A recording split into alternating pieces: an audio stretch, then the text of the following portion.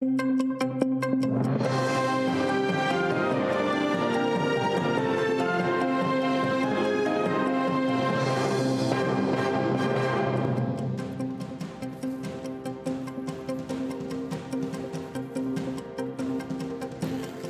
кайыр сентябрінің 10 эфирде заман Қырым вет дүнияда олған хаберлерінен таныш етмеге азырмыз. Студияда сіздерімен Шевкет Наматулаев селемлайым.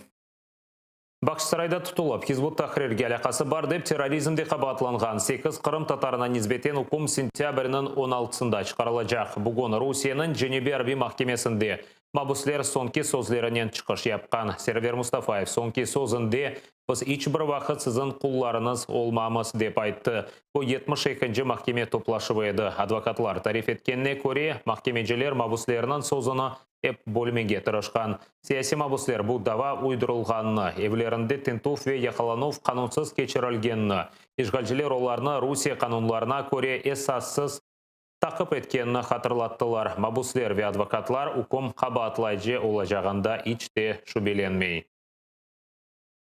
Подзащитные пытались объяснить, что суть их преследования не некая противоправная или террористическая деятельность, не попытка захватить власть в Российской Федерации, которая занимает 1/6 часть суши, в которой есть ядерное оружие, многомиллионная армия, состоящая из внутренних войск и спецслужб, а пытались объяснить, что их преследуют за их активную общественную деятельность. То, что эти люди поставили впереди интересы общества, интересы крымско-татарского народа, интересы мусульман, интересы всех людей, которые сегодня так или иначе и ранее попали в тяжелые обстоятельства, жизненные обстоятельства. Будава бойынша Тимур Ибрагимов, Марлен Асанов, Мемет Белялов, Серан Салиев, Сервер Зекиряев, Эрнес Аметов, Эдем Смаилов и Сервер Мустафаев қабатлана. Олар 2017 сенесі күзде, 2018 сенесі барды апске алынған еді. Үшінші ел олар таққат изоляторында тұтыла. Соңғы ел Русия территориясында. Прокуратура тарафы оларына 15-тен 21 елға қадар азатлықтан марум етмеге талап еті. Ona bakmadan mabusler muğaymay, mahkeme salonundan olurға қол тұтқанларға teşekkürler bildirip hatta yer icra ettiler. Sağlıkмен қал güzel Qırım, biz ketermiz uzakka. Sağlıkмен қал güzel Qırım, biz ketermiz uzakka. Umutumuz var inşallah. Gene qaytıp gelermiz, unutumuz var inşallah. Biz qaytıp, gene qaytıp gelermiz. İnşallah. İnşallah qaytıp gelermiz. Allah razı olsun. Biz eminmiz, tezden qaytıp gelermiz.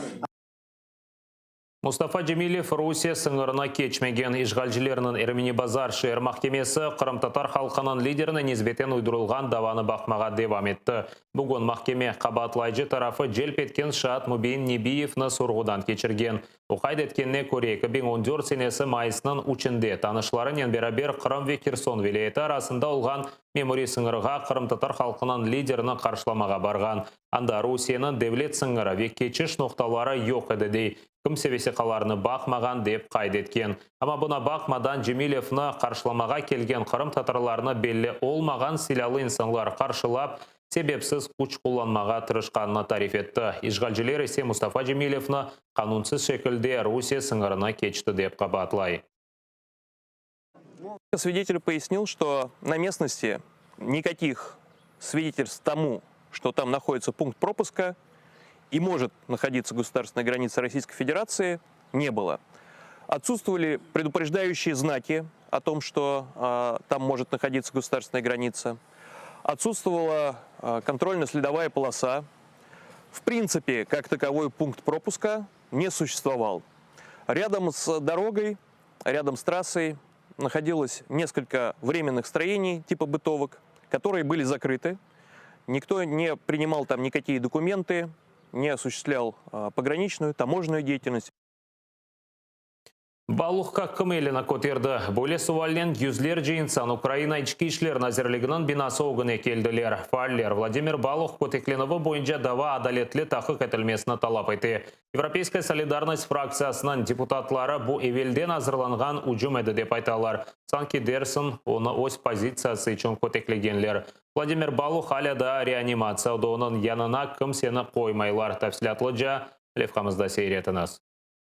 Кто поднял руку на Балуха? Кто поднял руку на Балуха? Эркесіні ұрып бітірмесіңіз. Балухны кім сымарлады? Бөле язывлы шиарларнен инсанлар Украина ички ишлер назерлігі бинасы оғынде топлашты. Олар арасында Владимир Балухның дост ве арқадашлары, сабық сияси мабуслер ве халқы депутатлары. Депутат Ахтем Чийгоз бұ адибір қавға ве көтек олғанны истесна еті. Чүнке Владимир азат етілгенінден берілі Эркун Украина үшін күрешіп өз позициясыны гізлемейді деді. Він провів цей рік в боротьбі. Тому, коли кажуть, що починають з битавухи, потім намагаються сказати щось, якась там п'яна розборка, що якийсь потім сам упав, потім розбойне нападіння, це неприпустимо. Тому що це намагання нивелювати його нашу всю боротьбу.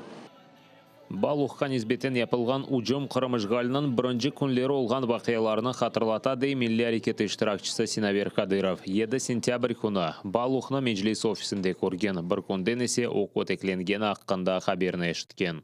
Встретились, обнялись, порасспрашивали о делах, здоровье и так далее. И когда на следующий день утром супруга мне сказала, что так и так Володя нашли в лесопосадках и так далее, я, откровенно говоря, воспринял эту информацию как старую. Мне стало немножко не по себе, и это для меня был некий такой щелчок, говорящий о нездоровой, о температуре, политической температуре в государстве. Владимир Балухның достлары өзлері де жинайеттен бағлы малымат топламаға тұрыша. Шаатларнен бақ тұталар. Сабық мабусының досты Наталья Лютикова полиция олған малыматыны ачықламасыны талап еті. Оңа көре жематчылықта ярдым ете біледеді. І ми хочемо, щоб щодо нього теж було чесне правосуддя, щоб не було приховування фактів, не було приховування інформації, не було покривання злочинця, який це зробив. Ми просто хочемо знати правду. Вся інформація, яка є у поліції, яка дає підстави розпочати розшук їх, вона має бути оприлюднена для того, щоб суспільство допомогло в цьому. Наразылық көстергенлер Балухқа япылған ұжымны Украинада Русия реваншынан бір қысымы дей. Оның үшін таққат адалетлі олмасыны талап етелер. Өз тарафындан незарет етмеге ішандыралар. Політичне переслідування – це жахливий напад, який повинен бути наказаний. І треба цьому приділити важливу увагу, щоб знайти замовників і виконавців. У мене особисте запитання тільки одне. Хто зробив і навіщо? Щоб офіційно було сказано. Халқы депутатлары Артур Герасимов, Ростислав Павленко, Ахтем Чийгоз ички ишлер назерлігі елбашчылығынен субетлешмек кечон бинаға кірді. Бір саат девамында Назир Арсен Абаков, оның муавин Антон Геращенко ве милли полиция башы Андрей Крищенканен лаф еткенлер. Балуққа япылған ұжым Русия сымарышы деп қайдеткенлер. Назир Абаков будаваны ось незаретіне алған. Ми зосередили увагу керівництва МВС та керівництва Національної поліції на тому, що прозорість життя і діяльності Володимира Балуха після звільнення зосереджує нас, як народних депутатів, на думці, що цей напад – це замах на вбивство цього активіста, цього політв'язня з боку країни-агресора. Владимир Балух учинче кун реанимацияда булуна. О ағыр ама стабиль алды. Аляда ақ жігер аваландыру аппаратына бағланған. Екінжен тулувдан митрополит Климент Балух янына кечіп олды. Сабадан оны ибадетлер кешірмек үшін реанимацияға кечірмеген еділер. Ләкин халқы депутатлары, межлис етекчілері ве полиция елбашылыға кірішкен сон Климент Балухнен корушып олды. Дуже добрий лікар нас супроводжував, віруюча людина, ми помолилися. Я сподіваюся, що далі Володя піде на поправку. Все, що треба лікарі зробили, тепер треба від нас тільки одного молитися. Молитися. З Божою допомогою все буде добре. 2016 сенесі Қырамда işgalчылар чифтчі Владимир Балухна еві üzerinde елпіреген Украин байрағы үшін яқалаған еді. Уйдырылған дава бойынша оны 5 жылға апске ташлаған еділер. Анда мабысына ұрып чекштіргенлер. Кечкен сене сентябрь 7 күні бұйық деңіштіріліп. Нәтижесінде о Украинаға қайтарылды. Владислав Сужук, Заман, АТР. Тефтіш лягой тілі жебеде işgalчылеріне бераберлікте Украина арбилерінің позициялары тешкірілігі бойынша давалы тефтіш кечірілмейджек. Бұны президент офисіне атиф етіп, Интерфакс агентлігі хабереті. Русия генералларының берабер кечіріліджек тефтіш аққанда түневін ұчтарафлама контакт группа топлашуында келешкенлер. Украина жематчылығы бұна насыл сесленгені бізімлевқамызда. Украина темсілжілері, ДНР террористлері, Русия арбилері ве ОБСЕ незаретчілері. Бөлі еркен бүгін Донец вилаетінде шумы койы жыварында ерлешкен Украина арбилерінің позицияларына тефтіш етмек керек еді. Бұл ақта ұчтарафлама контакт группасы келешкен. Işgalчылер Украина тарафына жебеде яңы иншаатлар құрғанында қаба атлады.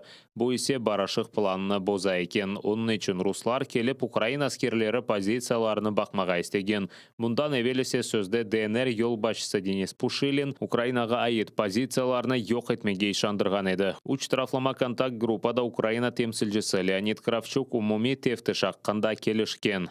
1+1 телеканалының эфирінде аңлатқанына көре четтен незарет етмек керек еділер. Буває один компроміс, якого не можна навіть називати компромісом. Це коли йдеться про незалежність, коли йдеться про суверенітет і коли йдеться про недоторканність кордонів. Це червоний, я б сказав, простір, який не можна переступати. Все останнє можна і потрібно домовлятися, але документи не підписувати такі, які можуть зашкодити Україні. ОБСЕ миссиясының векіллері тефтіш кечірілмесіне қол тұтқан. Ичтимай ағыларда есе бұл хайынлік деп президентні тенхет еті башладылар. Він панічно боїться відновлення стрілянини на фронті і готовий на приниження, аби тільки не. І росіяни це розуміють і методично патрають нашого артиста. Выполнять преступные приказы нельзя. Поэтому человек, который завтра ликвидирует генерал-майора вооруженных сил РФ Руслана Вахитова, а также других российских офицеров, участников инспектирования позиций ВСУ, организованного по приказу президента, заслужил почет и уважение в истории Украины.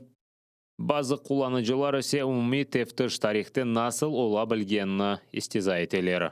ОРДЛО інспектує позиції ЗСУ, Аль-Каїда інспектує базові табори армії США, Хамас інспектує позиції Цахалу, Чикатило інспектує міліцію, педофіл інспектує дитсадок. Який з цих варіантів неможливий? Бұл вақтысы Украина аскерлері işgalчылер атешкес режиміні бозғанны қайдеті. Олар барышық вазиетіні яңы окоп ве блиндажлар құрмақ үшін құллана. Кравчук айтқанына көре бұны да көз оғынде тұталар, ама Украин тарафы террористлерінің позицияларыны тефтіш етежек ма, йоқ ма, айтмады. Ми вже заявили про 10 таких порушень, де риються ці окопи. Більше того, ми подали це про наші спостереження відповідно до представників ОБСЄ і чекаємо на них відповіді. Işgalчылер барышықты келді пиар істей. Президент офисінде айтқанларына көре ичбір тефтіш кечірілмейджек, чүнки işgalчылер бірі-біріне зыт келген яңы талаплар чықара башлаған. Як ми і передбачали, представники незаконних збройних формувань в ОРДЛО не очікували конструктивної позиції України. Віра у власну пропаганду та відірваність від реальності заважає їм адекватно адекватно оцінювати події, що відбуваються. Станом на ранок сьогоднішнього дня отримали від них низку вимог, що суперечать одна одній, спотворюють характер домовленостей про режим припинення вогню. Umumiy teftish kechirilmayjagi belli olgan son jangovarlar Shumy ko'yi yanında olgan Ukraina harbiylari pozitsiyalarini hujum etgan. Yaralanganlar yo'q. Vladislav Stujuk, Zaman, ATR. Işgalcı hücumlarının kütlevi talimleri. Yarımada'da Karadeniz flotının aviatsiyası manevralar geçirdi. Ssenariyge Kore, Stavropol, Kubань, Rostov vilayeti ve Cenubi Osetiya limanlarından 4 çift qiruvchi uçaklar havaga ko'tarilgan. Sonda 3 çift Su-30 ve 2 çift Su-25 uçaklari ko'tarilgan. Bazani zaret etmek için tek 2 uçak kaldırganlar. 3 kun devamında umumen talimlerge 80 uçak ve 60 vertolyot jalb etilgan. Böyle şekilde işgalciler hava müdafaa kuchlerini teşkirgenler. Bal ve Bastion raketa kompleksleri divizyonları ise denizde Kırım yallarına kelgen düşman gemilerini urmağa öğrengenler. Ruslarının nevbeteki talimleri Ukrayna'nı ayrette kaldırmadı diye baş nazir Denis Shmygal. Ukrayna'nın harbi kuvvetleri münasip cevap vermeye hazır dedi. Надійно захищені, і ми абсолютно впевнено себе почуваємо. У нас надзвичайно потужна сьогодні армія, у нас надзвичайно потужний захист нашої держави сьогодні, тому будуть проходити, от голова облдержадміністрації підказує, військові навчання відповідні, тому я впевнений за потужну обороноздатність нашої держави. Алексей Навальныйның Sunni komadan çıkarılgan son o bulungan Alman klinikası koruvunu kuvvetleštirdi. Hekimler kaydetkенне көре Rusiya muhalifi Zerlinov'den son butunley tuzile bile. Osaq kalganını mucize dep adlandıralar. Pilotlar acele şekilde uçakını Omsk'ta kondırıp tez yardım xadimleri birden kerekli ilaçlarını bergeni için Navalny sağ kaldı deyler. Navalny'nin yakın olgan menbalары bildirgenne көре Navalny esine kelip şeyini hatırlagan. Klinikada aytkanlarına көре oyunda onu zerlep öldürüp olamagan insanlarga tehlikeli ola bile. Navalny'nin yardımcısı aytkanına көре onun sağlığı hakkında malumat pek kabartılgan. У зв'язку з останніми матеріалами про Олексія, про те, що він приходить до тями і реагує на оточуючих, ми повідомляли про це ще раніше. Проте в основному стаття дуже перебільшена і містить фактичні неточності. Alman toksikologlарының malumatına көре Navalny novichok zehirinin yangi variantinen zehirlengen. Bu zehir tek devlet laboratoriyalarında yapıla bilgendir. Zehirini tek Navalny'nin kanında değil de o su içken şişe üstünde de tapkanlar. Navalny Tomsk'tan Moskvaga qaytqаны vaqt uçakta yaram ayıp esini joydi. Uçak Omsk'ta qolmağa mecbur oldu. Acele yardım ona yerli hastaxanenin reanimatsiyasına yetkizdi. Avgust'un 22 kuni Rusiya muhalifi Alman klinikasına keçirilgen edi. Bunga kunga qadar o bu klinikada tedavilenmekte. Rusiya hekimleri Navalny zehirlengenine inanmaylar, muhalifte pankreatit hastalığı bar deyler. Bu saat hazır olgan sonki haberimizi de hepinizge hayırlı akşamlar tileyim. ATR-den ise ayrılmanız görüşkence.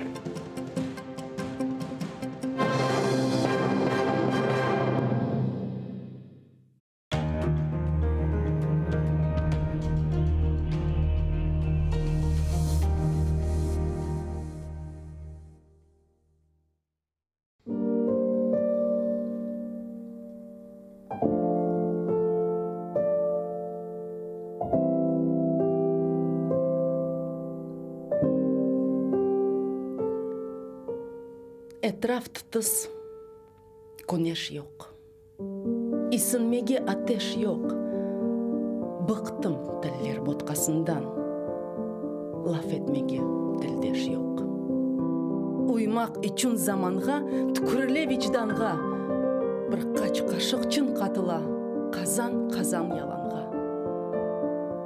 Şefqatға kin ашlanған, yurt көзлері yaşlanған. Гуя ақның қара еле қарышмасы башланған. Баба деде өлкесі, далғаларының өкесі, бұзыла ятқан ювшанларының иңілдісі өкесі. Ашқыңа атландырдың, ақылымны алдырдың. yanmaz edim. Tutaştırdım